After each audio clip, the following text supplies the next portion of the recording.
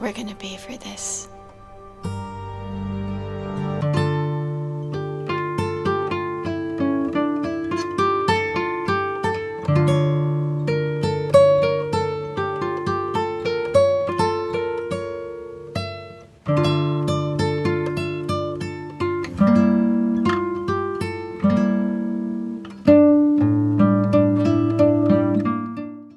Di awal film ada 3 orang ciwi bening asal Filipina yang sedang berlibur di Portugal.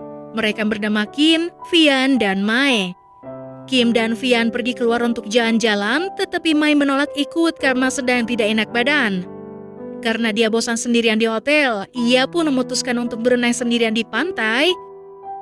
Dan ketika sedang asyik berjemur, tiba-tiba seorang pria bernama Jericho mendatanginya dan langsung memperkenalkan diri. Dia berada di sini karena ayahnya adalah seorang duta besar Filipina yang kebetulan sedang bertugas di Portugal.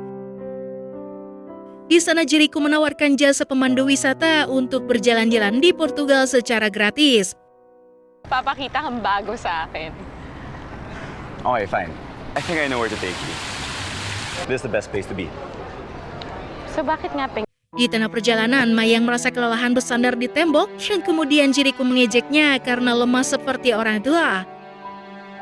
Hal itu membuat Mai bergantian mengejek Jericho yang hanya seorang bocil berusia 19 tahun. Jericho yang mendengar itu pun merasa terpampang dan langsung menantang Mai untuk adu skill menanam benih. magkano? Singkatnya mereka berdua pun sampai di Oyo sebagai tempat di mana mereka akan menadu skill dan ketahanan menanam benih. We're gonna pay for this. Dan setelah itu Jericho menceritakan cem-cemannya yang bernama Feby yang sudah setahun lebih ini tidak bertemu karena sedang bersekolah di Amerika. Mendengar hal itu, Mai juga memberitahukan kalau ia juga sudah memiliki suami dan mereka berjanji tidak akan ada yang tersakiti setelah ini. 1 tahun kemudian, ayah Jericho sudah menyelesaikan pekerjaannya di Portugal dan mereka kembali ke negara asalnya di Filipina. Di sana, ayahnya menitipkan Jericho pada temannya untuk bekerja sebagai pemandu di sebuah museum. Tanpa diduga saat Jack sedang berjaga di museum, di sana ada Mai yang sedang bersama cem-ceman lain nih kayaknya. Dirasa situasinya sudah memungkinkan, Jack yang penasaran pun mendatangi Mai yang saat itu sedang minum teh sisri gula batu sendirian. Ternyata pria tersebut bernama Phil yang merupakan suaminya Mai yang sudah menikahinya selama 13 tahun. Mai datang ke museum untuk menemani suaminya bertemu dengan rekan bisnisnya.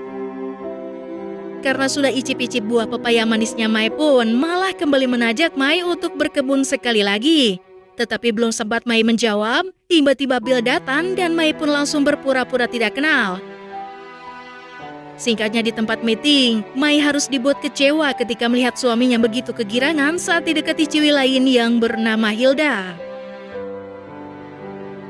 Keesokan harinya, Jack yang sedang memandu murid-murid SMA di museum didatangi oleh Mai. Setelah Jack menyelesaikan tugasnya menjadi pemandu museum, ia lalu mendatangi Mai yang sedari tadi sudah menunggunya di dalam mobil. Tanpa basa-basi langsung mengajak Jack untuk memanen kebun subur yang sudah lama terbengkalai. Namun sialnya baru saja melakukan pemanasan, tiba-tiba saja ayah Jack datang tepat di samping mobil mereka, gengs. Jack yang sangat panik melihat ayahnya pun bergegas meninggalkan Mai dan langsung pergi kembali ke museum. Dan di malam harinya mereka pun melanjutkan pekerjaannya untuk lahan yang sebelumnya belum dicangkul. Esokan harinya Jack memandu wisata dengan sangat baik sehingga ia dipuji oleh bosnya di depan ayahnya. 1 minggu kemudian ketika suami Mai sedang di luar kota, Mai menyewa rumah berdekatan dengan Jack. Setiap hari Jack pun tak pernah absen datang ke rumahnya hanya untuk memetik buah pepayanya. Sampai suatu hari penyakit Mai kambuh dan dia menyuruh Jack untuk pulang saja. Namun Jack menegaskan kalau kedatangannya setiap hari tak semerta-merta hanya untuk buah pepayanya, melainkan karena Jack benar-benar kesemsem pada Mai.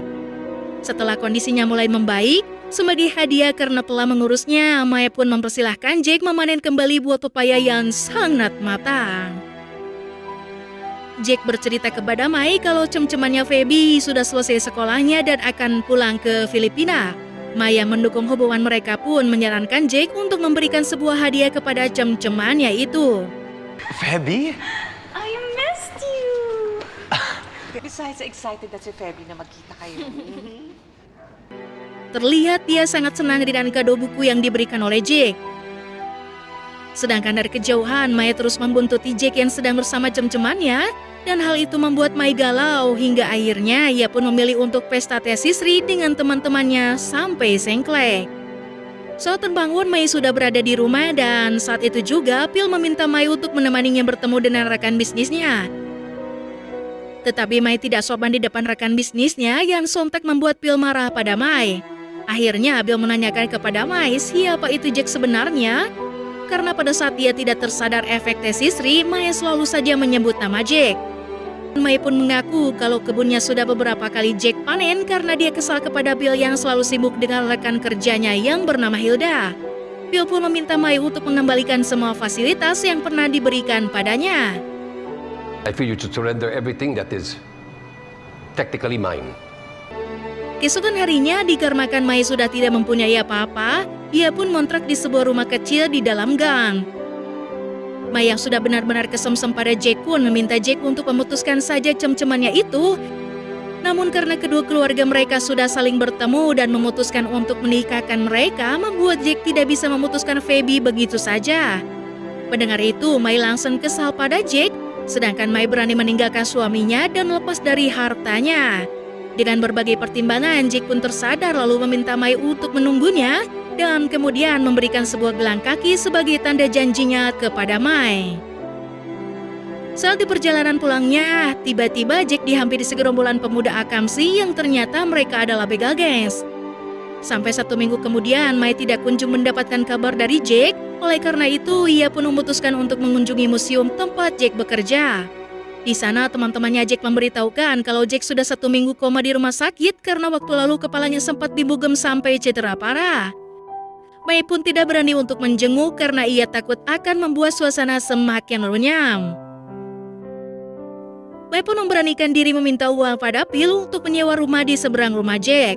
Bertujuan agar dia bisa memantau Jack setiap hari walaupun dirinya sendiri masih dengan penyakitnya yang sering kambuh. Sampai pada suatu malam, Mai sudah merasa sangat lemas dan tak tahan dengan penyakitnya. Namun untungnya, Phil pun datang dan segera menolongnya. I have to go. May meeting pa ako. Tumawag ka na lang kung may problema. Tiba-tiba ketika Mai tidur, ia dikejutkan ketika melihat Jack masuk ke dalam kamarnya. Akan tetapi itu hanyalah mimpi karena yang sebenarnya terjadi adalah Jack sudah innalillahi. Mai pun sangat sedih dan tertekan dengan semua ini. Mai pun menyempatkan diri pergi ke gereja untuk mengenang Jack yang terakhir kalinya. Po yung eulogy nyo. Mag-sprinkle na po ng holy water maya-maya. With whoever he wanted to be with. Now Jericho is gone. Setelah mengungkapkan semuanya, Mai segera pergi dari sana. Namun Feby yang penasaran dengan sosok Mai lantas mengejarnya dan bertanya siapa Mai sebenarnya. Dan film pun selesai. Terima kasih Mbak yang sudah menonton dan mohon maaf atas kekurangannya. Sampai jumpa di video selanjutnya. See you next time and bye-bye. Papakita kang bago sa akin. Okay, fine. I think I know where to take you. This is the best place to be. So bakit nga